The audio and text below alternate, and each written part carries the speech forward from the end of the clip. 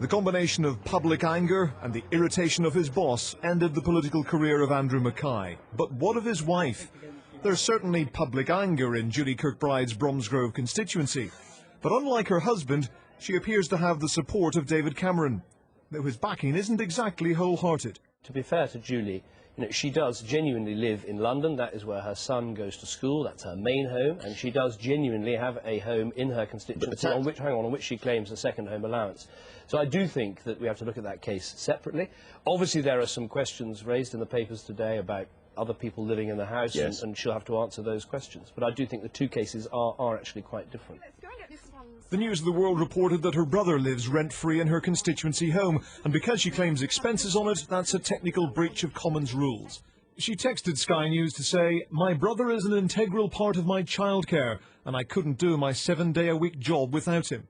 But so far, 3,500 people have signed a petition for her to go. Done is wrong. What she's done is she's lost the trust of her constituency. We're not talking about, we're talking about the little people of this country. We're talking about the workers of this country. You know, the workers of our time. They've got no trust in her. They don't want her there. They want her to resign. Julie Kirkbride was a journalist with The Telegraph before she became an MP. How ironic it's that newspaper which could bring her down.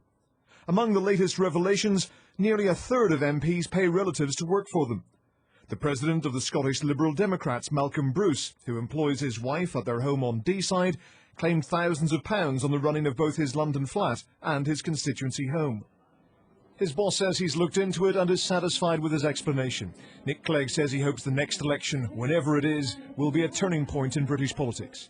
The general election should be the opportunity for us to do things completely differently. Chuck out the old people, but also chuck out the old rules and do things differently. Reinvent the rules from top to toe. A familiar face aboard the Commons gravy train is Derek Conway, who was kicked out of the Conservative Party last year for paying his sons out of public funds.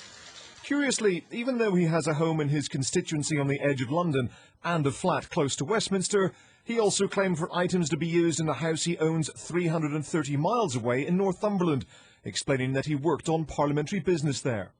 The Conways appear to have a keen interest in photography because the MP claims not 1, not 2, not 3, but 4 digital cameras within a 3-year period. The total cost, more than £1,800. The backlash against MPs worries the most senior figures in the Church of England.